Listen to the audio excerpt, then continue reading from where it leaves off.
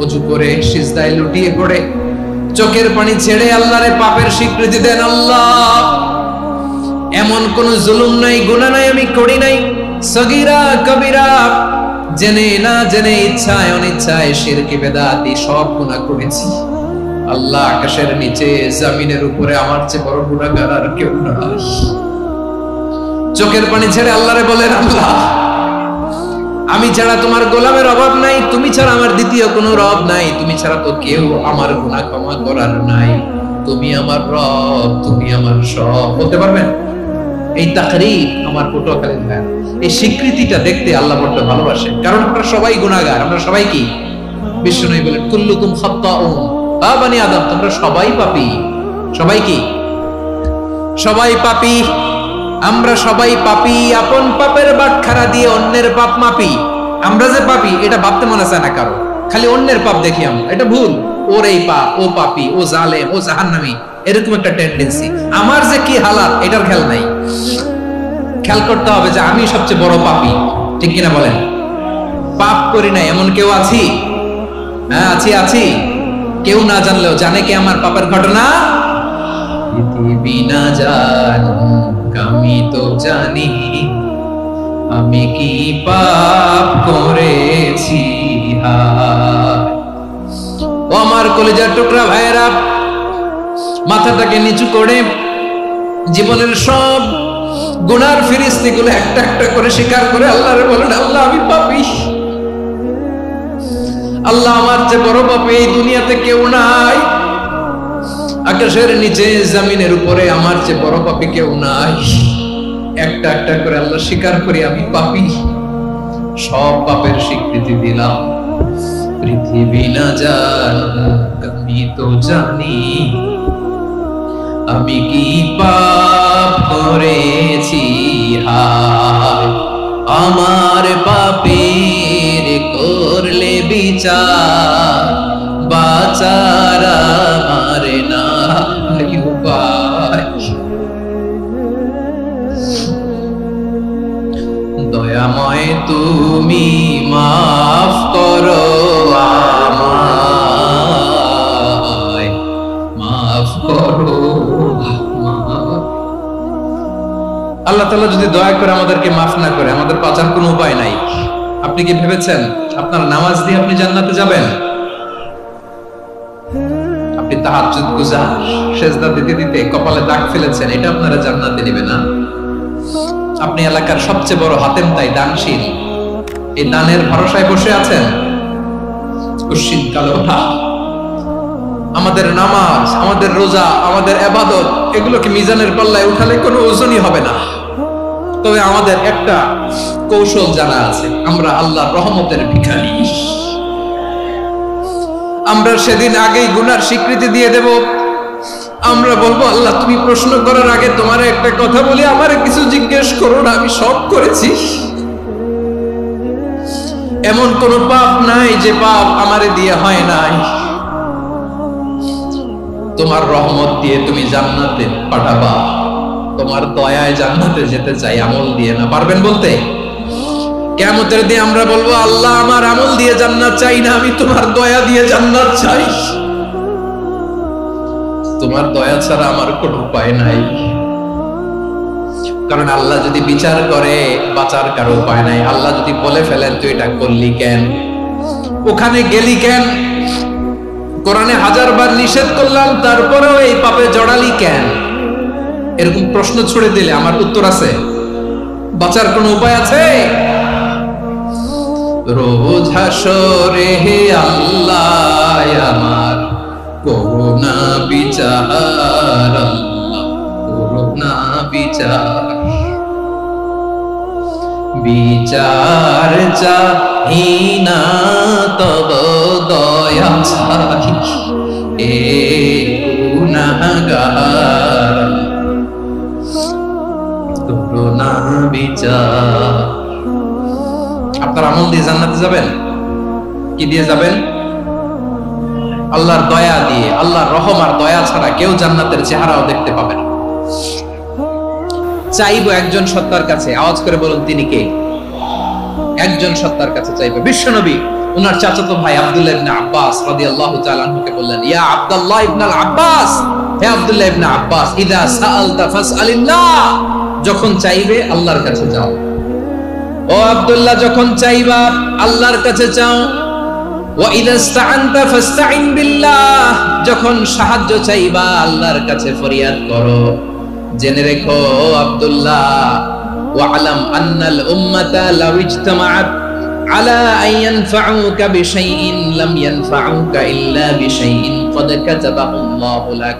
ও আব্দুল্লাহ, জেনে রেখো, মনে রেখো, গোটা বিশ্বের সবাই মিলে যদি তোমার উপকার করতে চায় ততটুকুই তারা করতে পারবে যতটুকু আল্লাহ তোমার নসিবে সেটা লিখে রেখেছে। ঠিক কিনা বলেন? আর যদি গোটা বিশ্বের সবাই মিলে তোমার বিরুদ্ধে কনস্পাইরেসি করে, ষড়যন্ত্র করে, গোটা বিশ্বের সবাই মিলেও যদি তোমার ক্ষতি করতে চায় ততটুকুই শুধু পারবে যেটা আল্লাহ তোমার জন্য বরাদ্দ রেখেছে।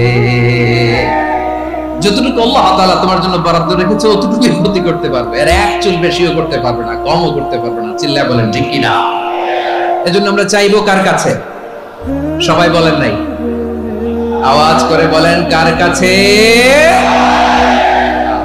সব সময় আমরা আল্লাহর কাছে চাইবো, বিপদে আপদে, সুখে দুঃখে, সচ্ছল অবস্থায় অসচ্ছল অবস্থায়, পরাজয়ের সময় বিজয়ের সময়, সব সময় আমরা ভরসা রাখবো কার উপর?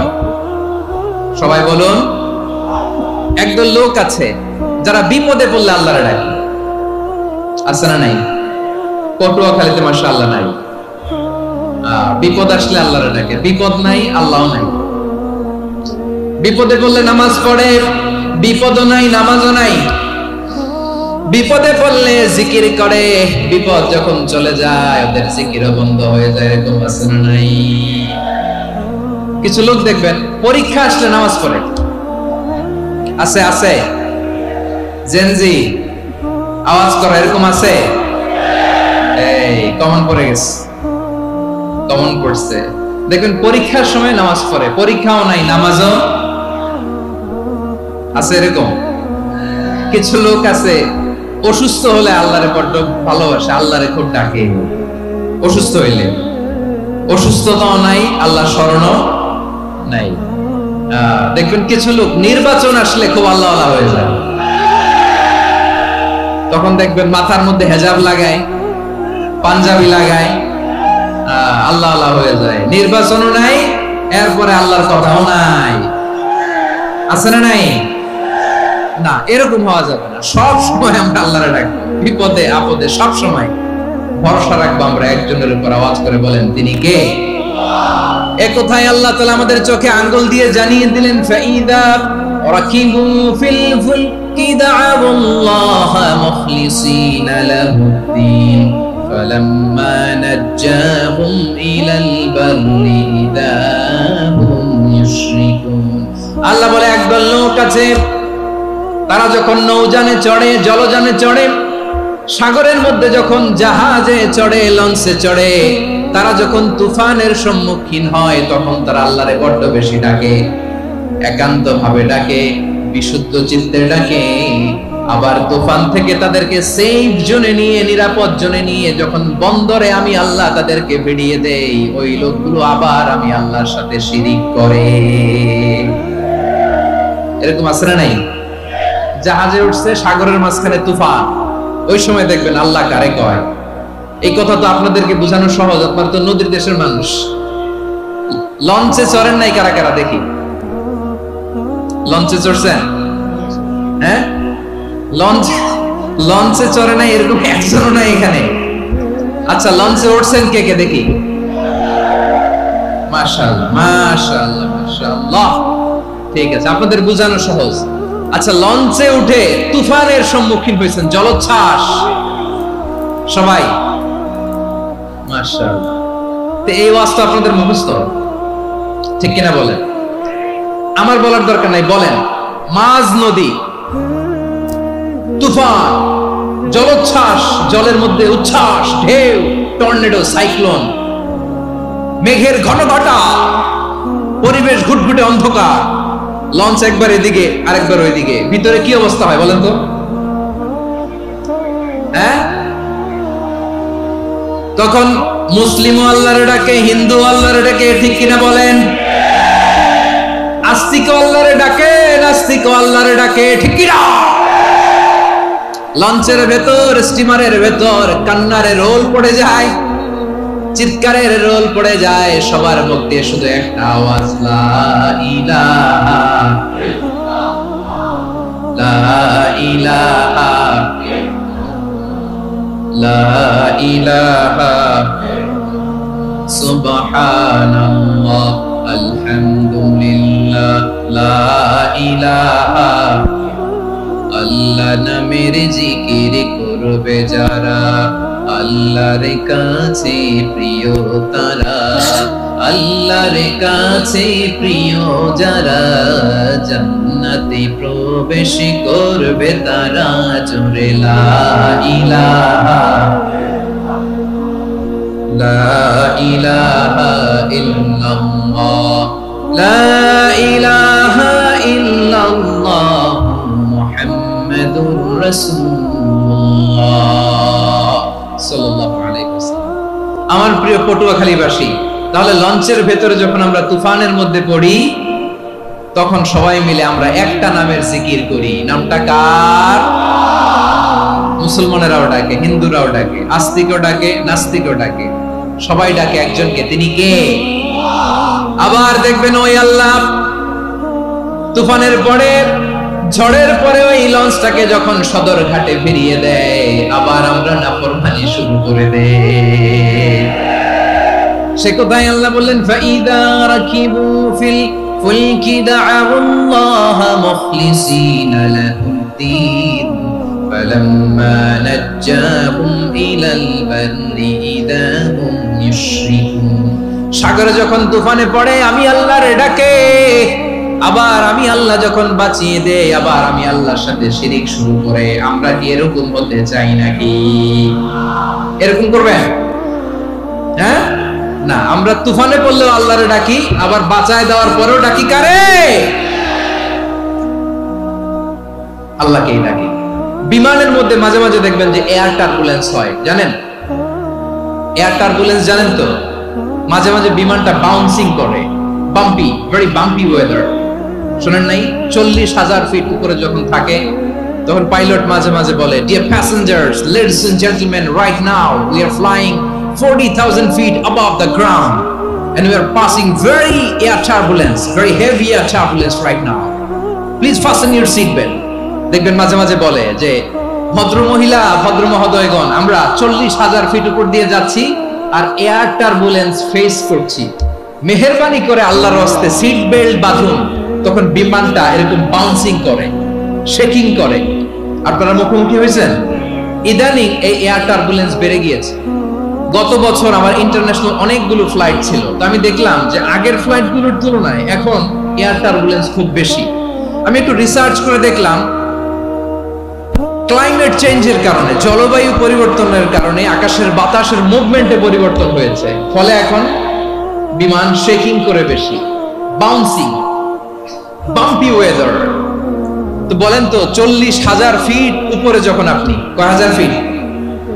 সবাই বলুন কয় হাজার ফিট?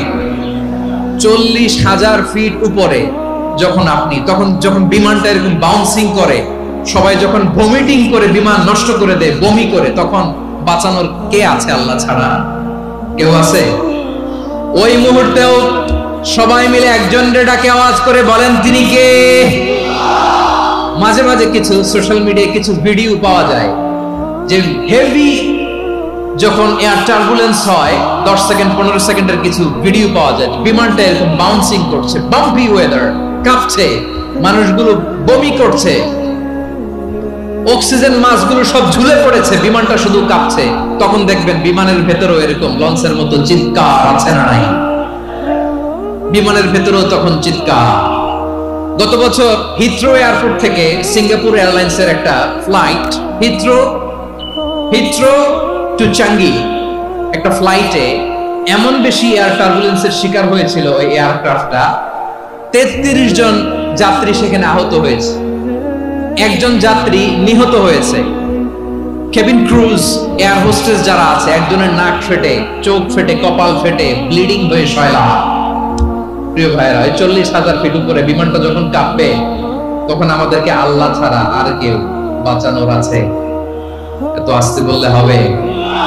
ওই কঠিন মুহূর্তে আমার বাবা আমারে বাঁচাতে পারে, আমার বন্ধু আমারে বাঁচাতে পারে।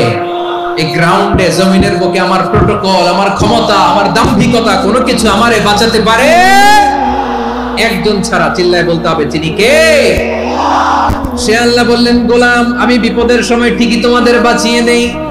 ওই বিমানের ভেতরে 40,000 ফিট উপরে যখন তোমরা এয়ার টার্বুলেন্সের শিকার হও, তখন নাস্তিকও আল্লাহরে ডাকে, হিন্দু আল্লাহরে ডাকে। জোরে বলেন ঠিক কিনা? আবার বিমানটা যখন শান্ত হয়ে যায়, একটু পরেই বিমানের স্ক্রিনের মধ্যে হিন্দি সিনেমা খোঁজে। বিমানের স্ক্রিনে কিন্তু বিশাল ওখানে আফলাম ফিল্মের একেবারে বোঝাই করা। বিমানটা শান্ত হলে আবার হিন্দি সিনেমা দেখা শুরু করে। একটু আগেই ডাকছিল কারে? দেখবেন বাংলাদেশে আমাদের ক্রিকেটাররা যখন অন্য কোনো দেশের সাথে খেলে, অনেক সময় এমন হয়, বল বাকি একটা, রান দরকার 6টা। বল বাকি কয়টা? পটুয়াখালী বোঝে নাই বোধহয়। বল বাকি কয়টা? রান দরকার। আপনি দেখবেন ক্যামেরাম্যান তখন গ্যালারিতে খালি দেখায় দর্শকদের যে কি অস্থিরতা। হিপ হপ স্টাইলের মেয়েটা, যে মেয়েটার ওড়না এতক্ষণ ছিল গলায়, এতক্ষণ কইছিল, ওই মেয়েটা দেখবেন ওড়নাটা টেনে মাথায় দিয়ে এরকম মুনাজাত ধরতেছে, আল্লাহ আল্লাহ, একটা সক্কা, আল্লাহ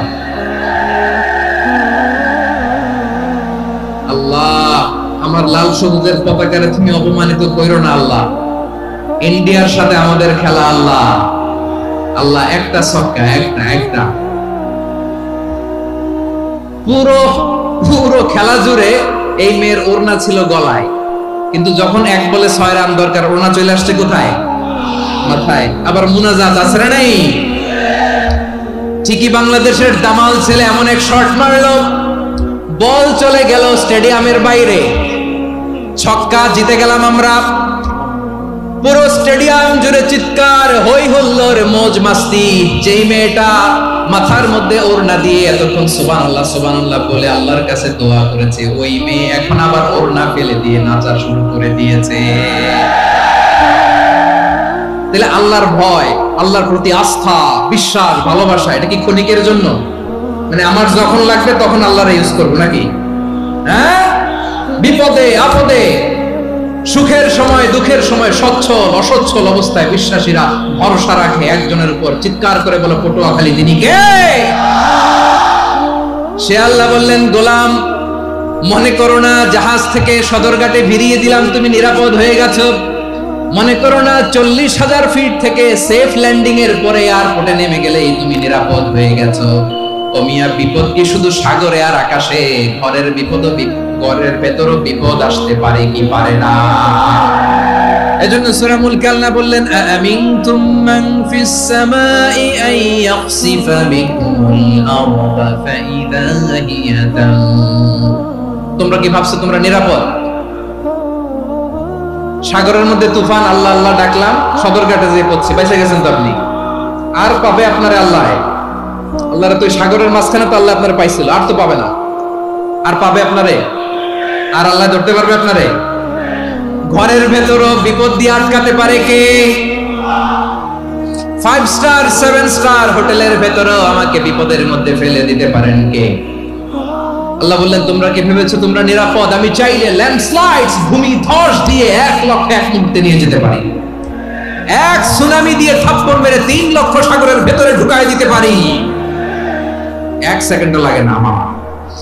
أم أمنتم من في السماء أن يرسل عليكم حاصبا فستعلمون كيف نذير। আল্লাহ চাইলে আকাশ থেকে পাথর বৃষ্টি নাজিল করতে পারেন কি পারেন না? এই মুহূর্তে এখানে ভূমিকম্প দিতে পারেন কি পারেন না? আচ্ছা, ভূমিকম্প যখন হয় আমাদের কারো হুঁশ থাকে? আপনি মনে করছেন আমরা সাধারণ মানুষ, আমরা দৌড় দেই, আর প্রেসিডেন্ট প্রধানমন্ত্রী ওনারা বুঝি খাটে শুয়ে থাকে? কথা বুঝে নাই বোধহয়। ভূমিকম্প, আর্থকোয়েক যদি হয়, বাঁচার জন্য আমরা কি করি? হয় খাটের তলায়, ডাইনিং টেবিলের নিচে উপরে শক্ত কিছু আছে এটার নিচে, অথবা ঘর তুইয়া দাও দৌড়। তো প্রধানমন্ত্রী উনি কি করে, প্রেসিডেন্ট উনি কি করে? হ্যাঁ, উনি খাটের মধ্যে যে শুয়ে থাকে নাকি? উনিও দৌড়, সাধারণ মানুষও দৌড়, প্রধানমন্ত্রীও দৌড়, বাড়িওয়ালাও দৌড়, ভাড়াটিয়াও দৌড়, সবাই দৌড়।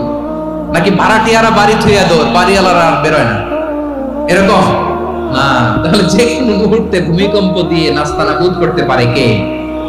আমার প্রিয় ভাইয়েরা, আমরা নিরাপদ নই, আমরা তার দয়ায় বেঁচে আছি। কার দয়ায়?